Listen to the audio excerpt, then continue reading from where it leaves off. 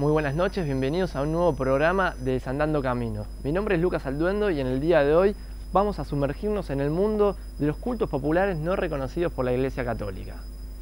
En la presentación vimos imágenes de la Telecita, de la difunta Correa, del Gauchito Gil de San La Muerte, exponentes de este fenómeno contemporáneo. En el día de hoy vamos a centrarnos en el Gauchito Gil de San La Muerte. Lo definen historias que se remontan al siglo XIX y que son de tradición oral.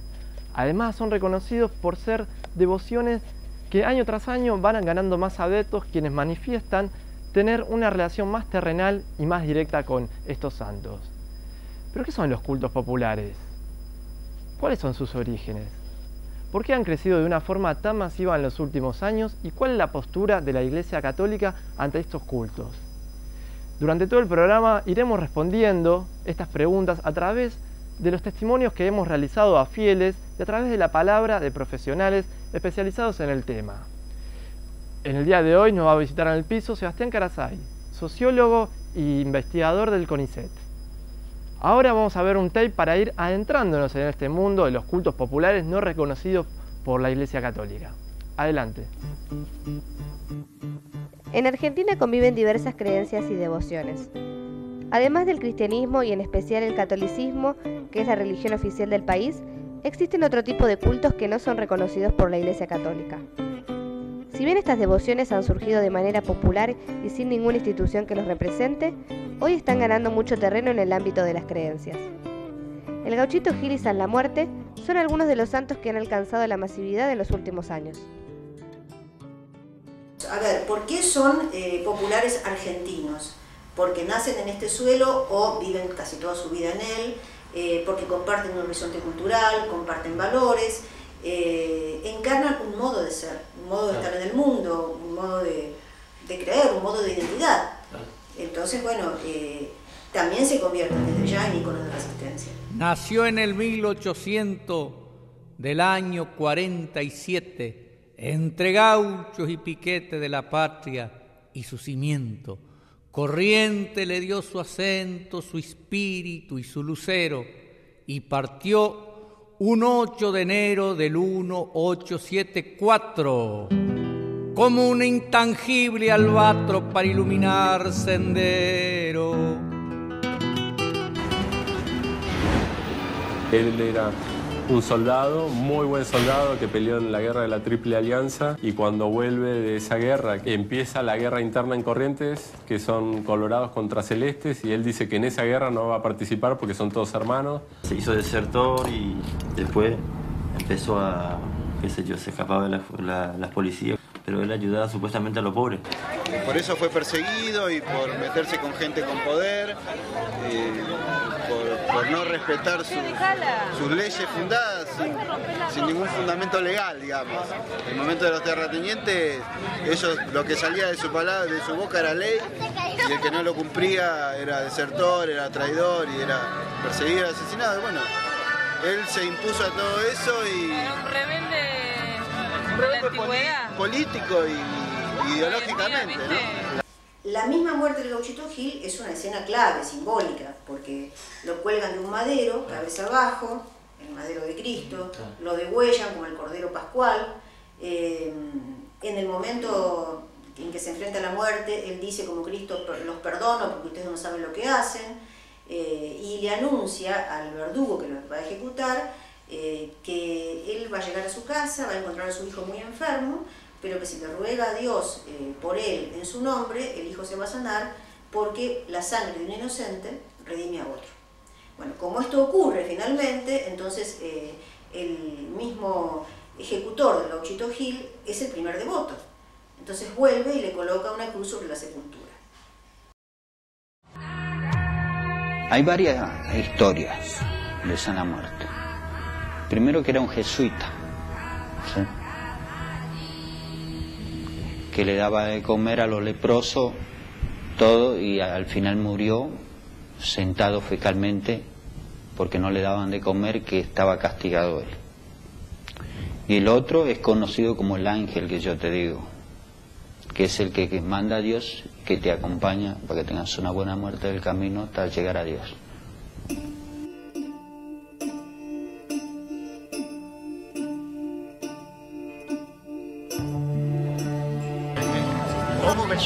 La muerte es peligrosísimo. Hay que creerlo, hay que tenerlo, hay que cuidarlo, no hay que mentirlo. Porque castiga, ese castiga. Es poderoso.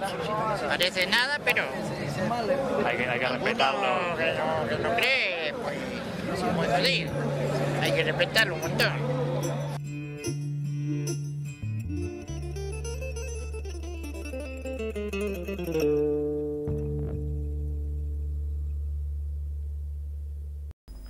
Lo que acabamos de ver fue la historia de vida de quién fue Antonio Mamerto Gil antes de ser santificado y de cómo surgió el culto a San la Muerte.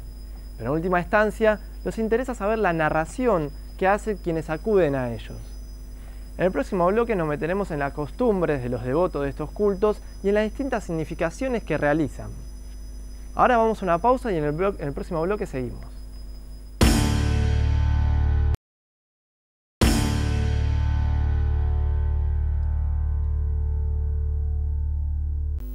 Bueno, como dijimos anteriormente, hoy nos visita Sebastián Carzay, sociólogo de la UBA y magíster en Sociología Económica de la Universidad Nacional San Martín, doctor en Historia de la Universidad Indiana, docente de la Facultad de Ciencias Sociales de la UBA e investigador del CONICET. Muchas gracias, Sebastián, por haber venido. Gracias a vos. ¿Cuál es la definición de cultos populares no reconocidos por la Iglesia Católica? ¿Está bien la definición esta? Bueno, digamos, por un lado es muy amplia y reúne una variedad muy heterogénea, digamos, de cultos, y por otro lado es definirlos como por la negativa, digamos, ¿no? Estos cultos son los que no son reconocidos, digamos. Una definición por la afirmación tendría que trabajar precisamente sobre las particularidades de cada culto y ver que, digamos, tienen orígenes diferentes, en fin, incluso que simbolizan y que representan cosas diferentes, ¿no? Claro. Pero digamos, si uno los agrupase como símbolos no oficiales o no reconocidos por la Iglesia, digamos, tiene que ver cuál es la distancia, cuál es la relación entre esos símbolos y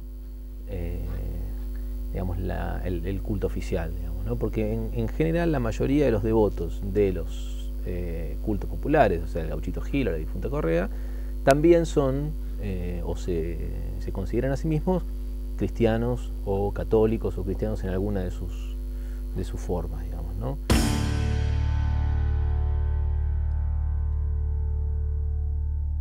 Es muy común ver en las rutas y en las calles del interior del país altares compuestos por velas, por estampitas, estatuillas y banderas de diversos colores, color rojo por el Gauchito Gil y color negro por San la Muerte.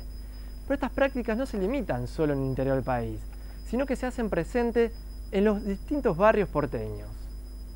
Estos santuarios son el punto de reunión de los creyentes y depende del santo y el pedido que uno le haga, la ofrenda va a ir variando.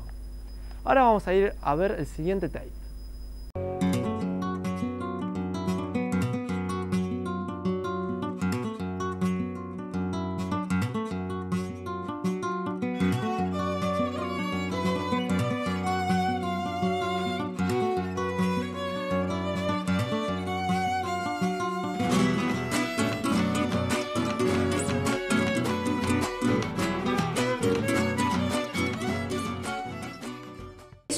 Experiencia afectiva, estética, espiritual, de encuentro, que no se puede reducir solo al utilitario, no es un delivery.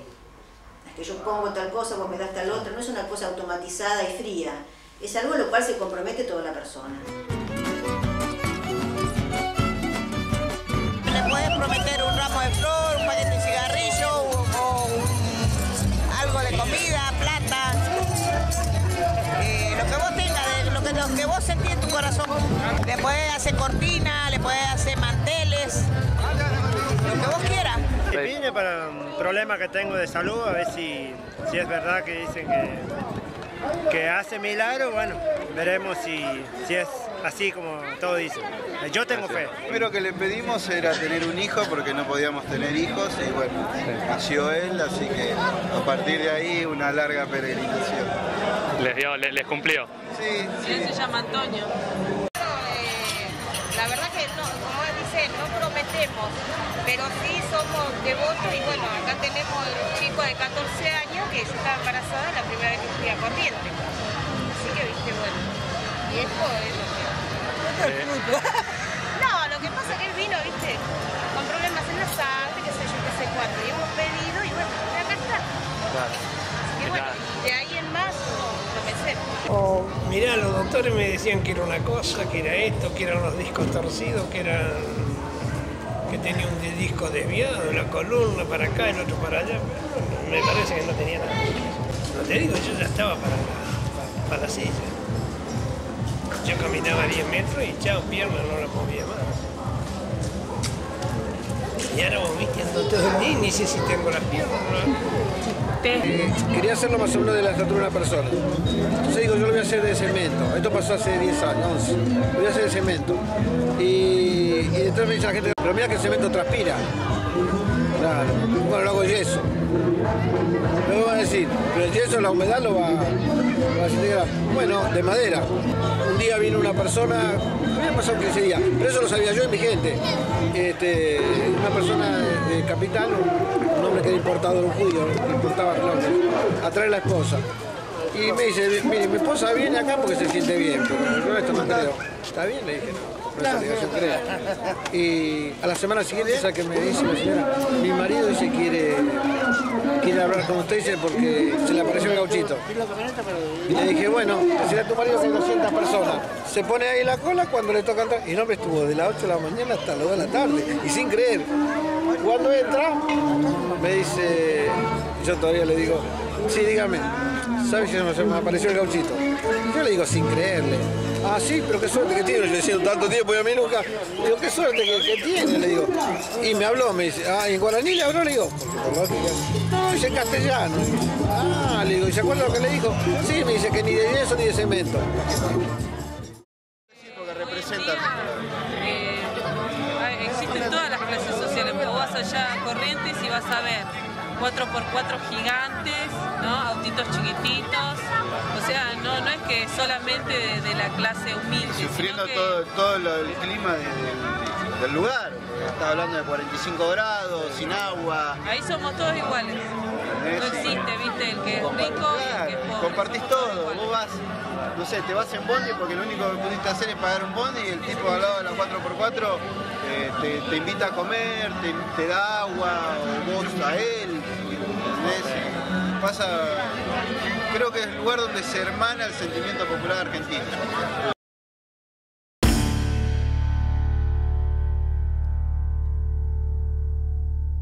¿Por qué tienen tanta llegada San la Muerte y otros cultos populares a los sectores de más bajos recursos? Siempre se los relaciona con los sectores más marginados de la sociedad.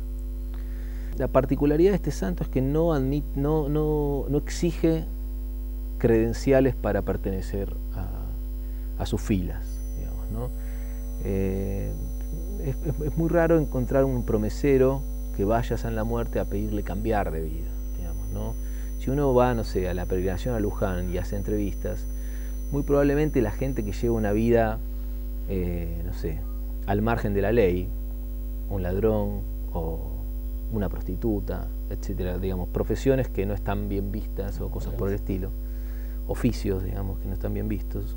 En ese diálogo que establecen con la Virgen o con San Cayetano, con quien fueran, están tratando de cambiar su vida, digamos, ¿no? Entonces, la relación que se establece entre el promesero y esos símbolos, digamos, tiene que ver con pedirle al símbolo alguna clase de fuerza o de ayuda para dar vuelta a la hoja y cambiar la vida, digamos, ¿no? San la Muerte no.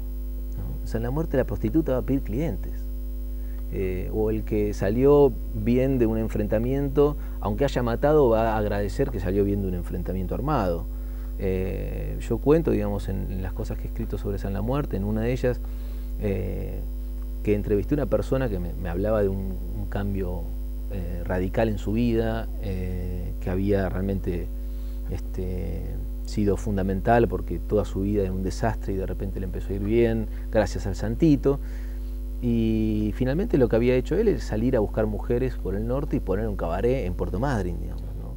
Entonces, lo que quiero decir es que no hay acá una exigencia por parte del símbolo de dejar lo que estás haciendo o dejar lo que seas y sumate, convertite, digamos, a esta religión, a este culto o a esta devoción.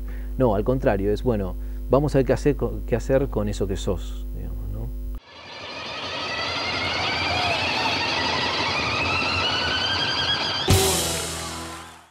Como vimos en el tape anterior, el baile, la música, el festejo, no solo tienen una significación en sí mismo como símbolos, sino que también tienen que ser entendida como un medio en el cual el santo se comunica con su fiel. En el próximo bloque vamos a hablar sobre la postura que tiene la Iglesia Católica ante estos cultos populares. Vamos a una pausa y enseguida volvemos.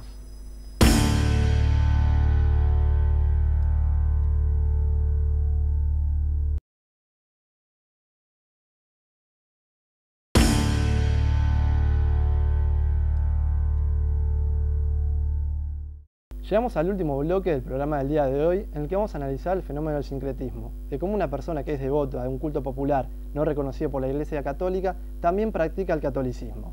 Además, en el siguiente tape vamos a mostrar las contradicciones y diferencias que tienen ambas creencias y la postura que tiene la Iglesia Católica ante estos cultos populares no reconocidos por ella que están creciendo de una forma masiva en los últimos años. La mayoría de los devotos de estos santos populares son católicos. Comulgan, se confiesan, creen en la historia de Jesucristo, pero a su vez profesan una profunda fe y devoción a un santo que su iglesia no reconoce. El devoto genera una especie de negociación entre lo que la institución pretende de él y lo que él busca en ella, ya que efectivamente encuentra en estos cultos algo que en el catolicismo no.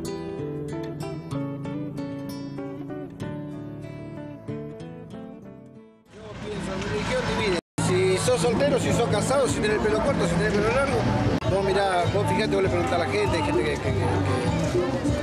yo no puedo llamar, te puedo dar testimonio, que ha conseguido cosas impresionantes. O sea, así tiene que ser todo. Tiene que ser. No, vos no porque viniste con pelo largo, no, vos puedes separarte 3 veces. Vos, ¿y quién que viene?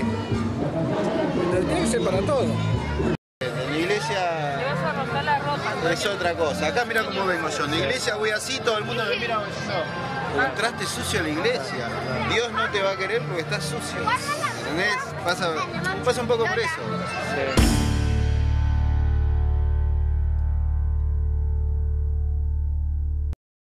¿Qué distinciones existen entre estos cultos populares no reconocidos y los sí reconocidos por la Iglesia? ¿Cuál es la distinción? Bueno, ahí la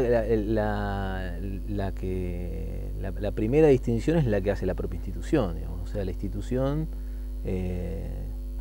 trabaja mucho, o sea, se cuida mucho de ver qué símbolo reconoce y qué símbolo no reconoce.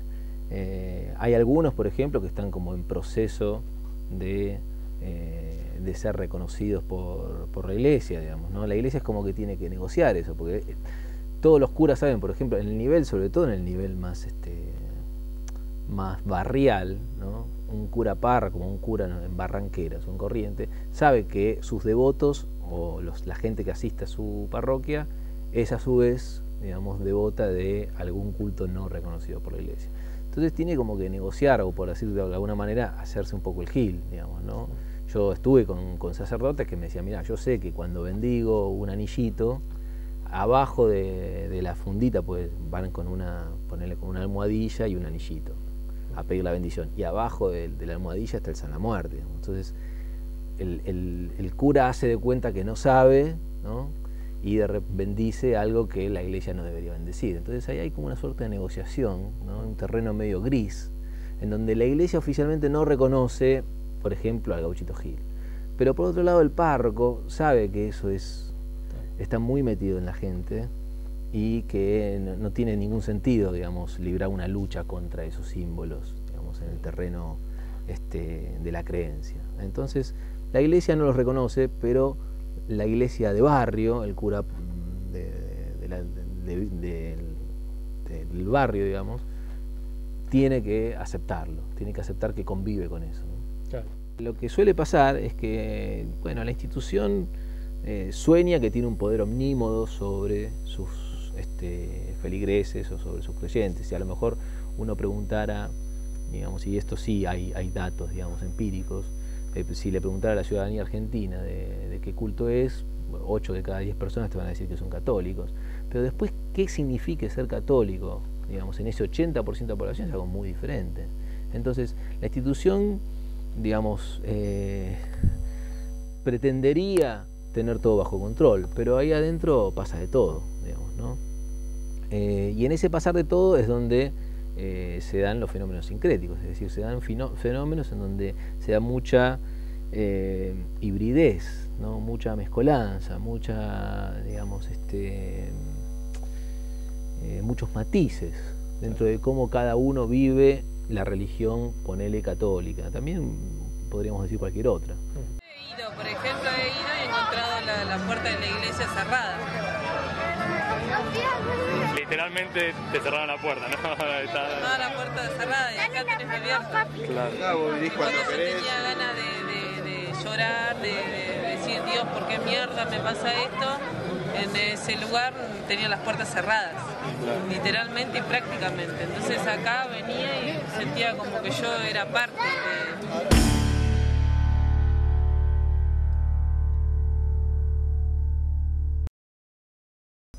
Bueno, queridos televidentes, esto fue todo por hoy. Espero que hayan disfrutado del programa del día de hoy.